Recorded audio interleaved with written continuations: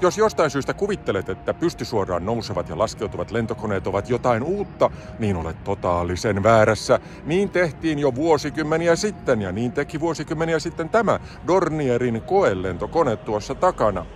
Tutustumme tänään siihen sekä Claude Dornieriin, eli siis henkilöön, joka suunnitteli tämän hieman tarkemmin, ja paikkana on Dornier-museo täällä Friedrichshafenissa. Tervetuloa mukaan.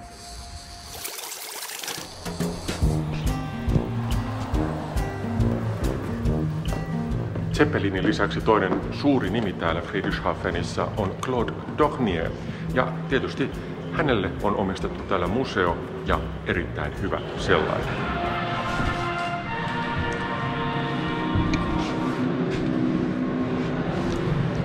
Dornier oli ensinnä töissä Zeppelinillä ja oli erittäin hyvä työntekijä siellä, sai jopa palkintoja itse Kreivi Zeppeliniltä, mutta Dornier halusi tehdä jotain muuta. Hän halusi tehdä kiinteäsiipisiä lentokoneita ja innostui ennen kaikkea näistä lentoveneistä.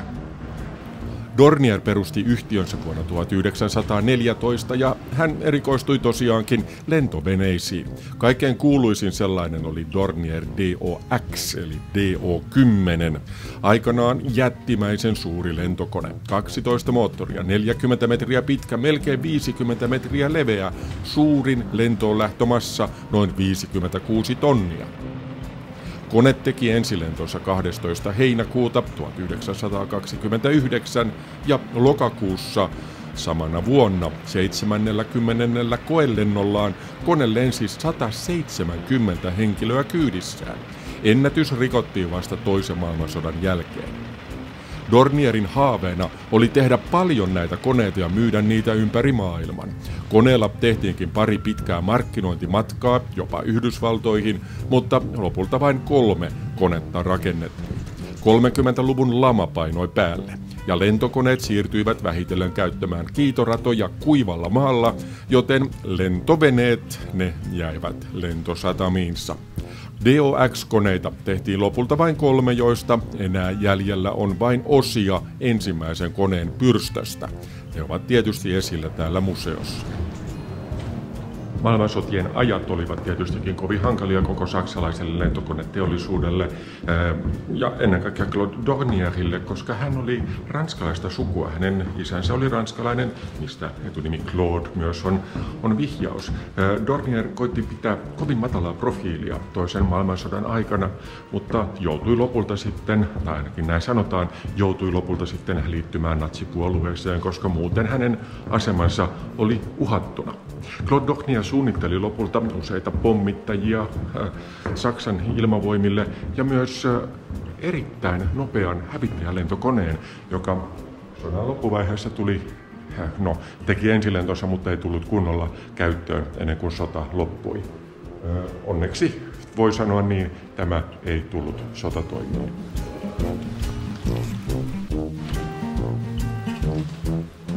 Kummankin maailmansodan jälkeen Saksan lentokoneteollisuus ja koko ilmailuteollisuus oli alamaissa tuhottuna käytännössä, eikä Saksa saanut tehdä omia lentokoneita, mutta suunnitella sai. Ja Claude Dornier oli siinä mielessä hyvässä asemassa, että hän oli täällä Bodenjärven rannalla ja tuolla toisella puolella on Sveitsi, missä sai tehdä koneita. Ensimmäisen maailmansodan jälkeen hän teki ensimmäiset lentoveneensä siellä ja toisen maailmansodan jälkeen hän suunnitteli uusia koneita täällä Friedrichshafenissa kotonaan ja innostui ennen kaikkea, missä ne ovat, ennen kaikkea hyvin lyhyen nousu- ja laskumatkan koneista. Ensimmäinen oli tuollainen ja kaikkein kuuluisin niistä on tuolla museon pihalla. Ja tässä on sen pienoismallikin, Dornier DO31. DO31 on maailman ainoa pystysuoraan nouseva ja laskeutuva rahtikone. Hävittäjiä ja muita pienempiä koneita on kyllä muitakin. 21 metriä pitkä, 18 leveä, suurin lentoonlähtömassa 27 tonnia, mistä rahtia 5 tonnia tai 36 sotilasta sekä 3,5 tonnia tavaraa. Moottoreina 2 Rolls-Royce Pegasus suihkumoottoria, tuttuja Harrier-hävittäjistä, ja siipien päissä nostovoimaa tuottamassa vielä 4 ja 4, siis 8 yhteensä Rolls-Roycen moottoreita myös nuo.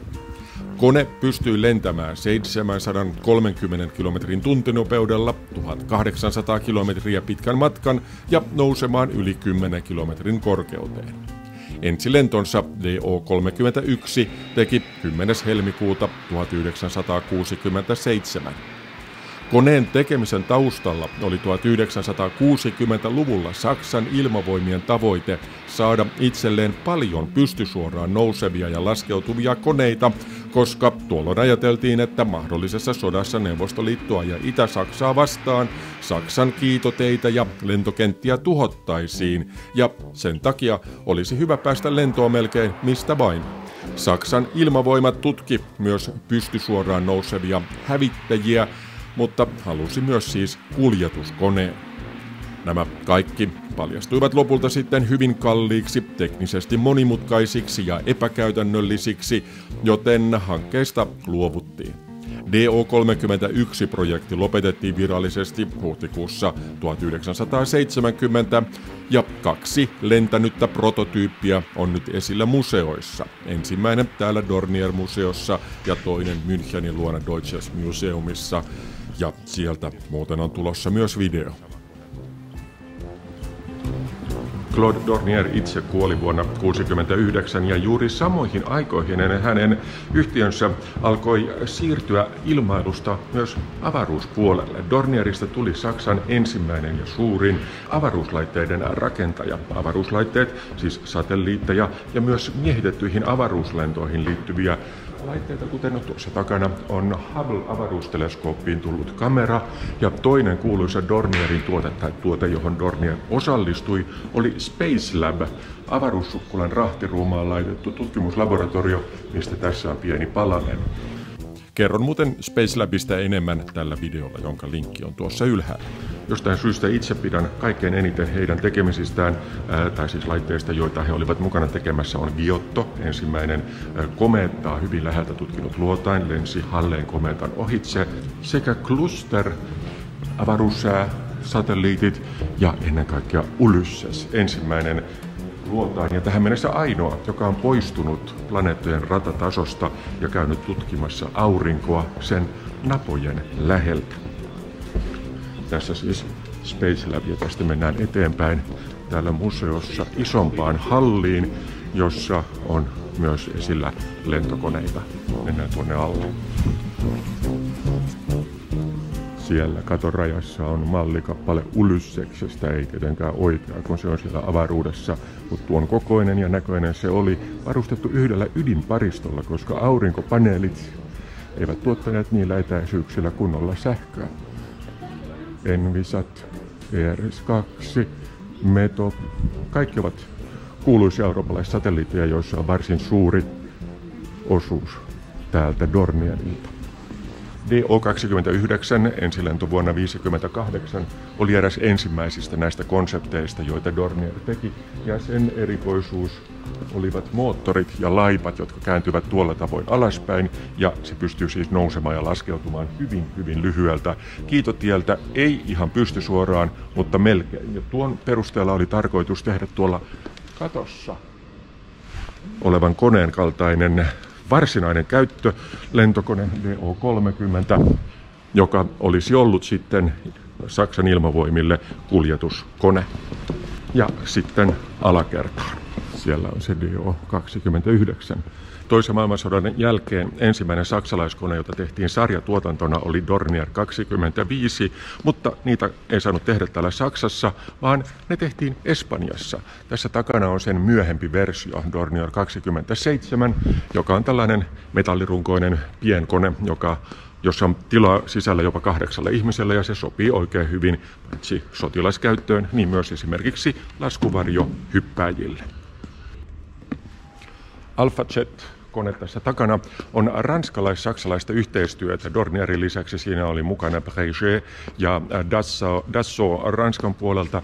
Ja kaikkein kuuluisin se on todennäköisesti Patrouille de Francein, eli Ranskan ilmavoimien taitolentoryhmän koneena, sillä he käyttävät tätä yli 50 vuotta vanhaa konetyyppiä yhä edelleen, tietysti pikkusen modernisoituna.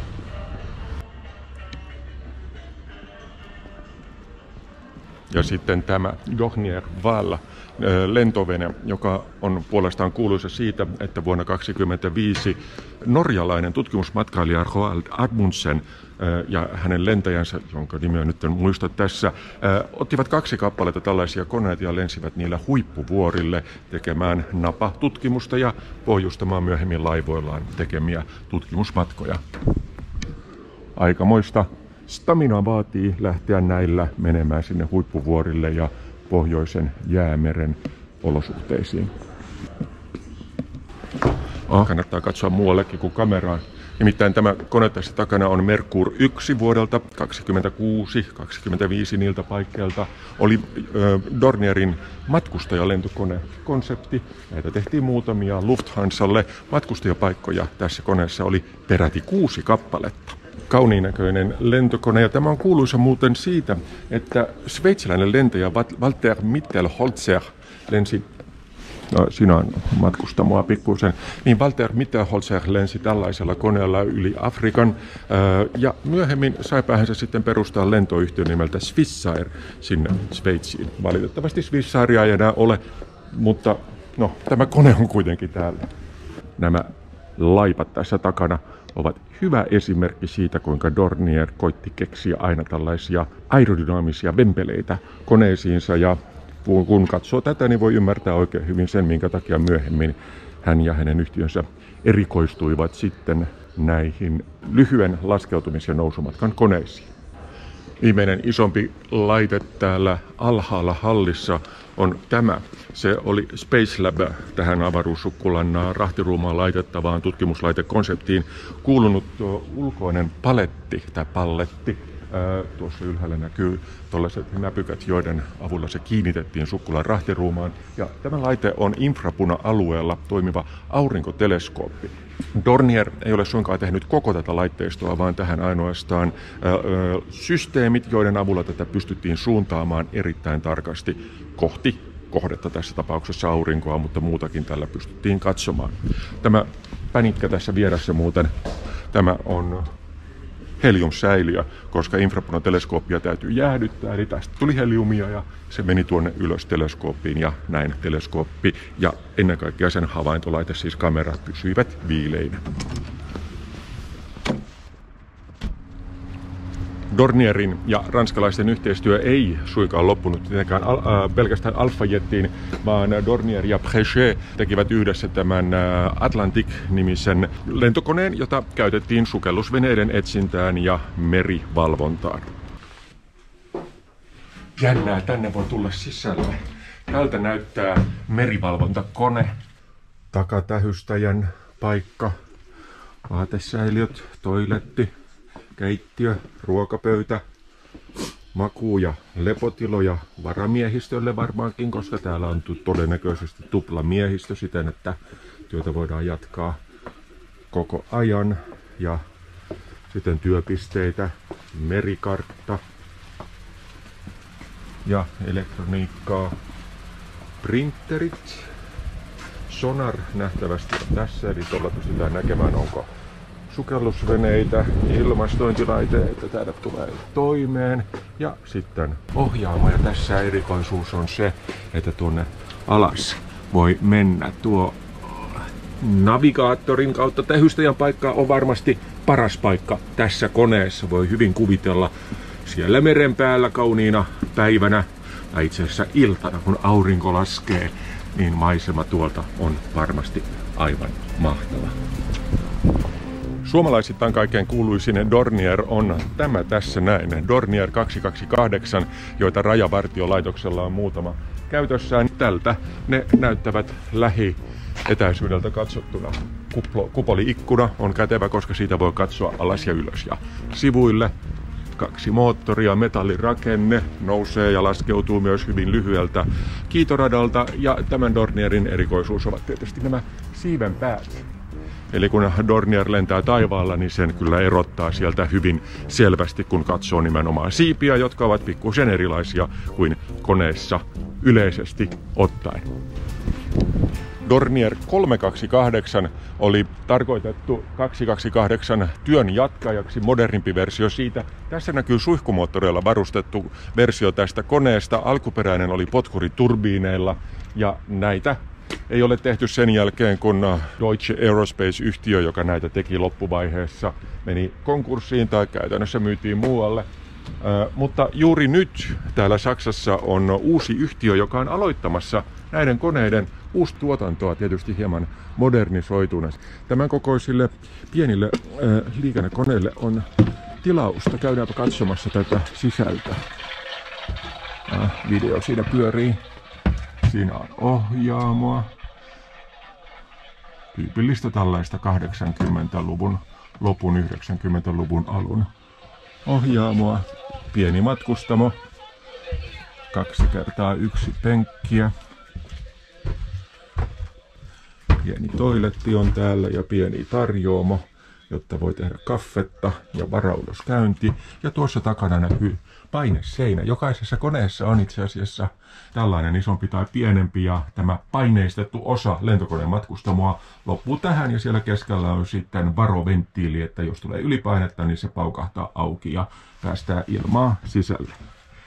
Tältä näyttää siis Dornier 328 Jet sisältä. Ja tuossa vieressä on itse asiassa aika jännä versio 228, siis siitä edellisestä koneesta. Nimittäin tämä on napatutkimuskone. Tällä ollaan lennetty pohjoisessa ja Etelämantereella, ja sen takia tässä on sukset. Tämä on juuri tällainen varsin robusti työhevonen, joka sopii oikein hyvin vaativiin olosuhteisiin. Kaunis lentokone. Tämä kone tässä vieressä on toinen Dornier DO228, jota yhtiö itse käytti uudenlaisen siiven testaamiseen. Niin kuin näkyy, niin nämä laippaosat tässä ovat hieman erilaiset, ja se osoittaa taas kerran, millainen päähänpinttymä tämä lyhyt nousu- ja laskumatka on ollut Dornierille, tai päähänpinttymä. Se on ollut tietysti yhtiön erikoisuus niin kauan kuin yhtiö oli olemassa. Ja aivan viimeisenä tässä museon ulkopuolella on tämän näköinen töttörö. Mikähän se oikein on?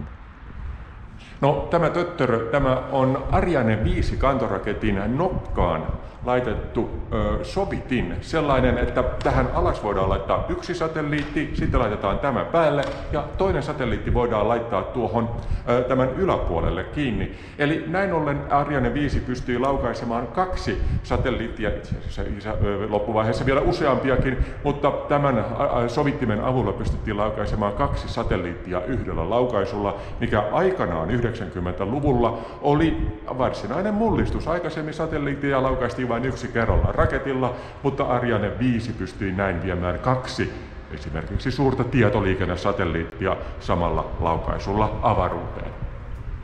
Eli siis tämäkin pönttö on avaruustekniikkaa.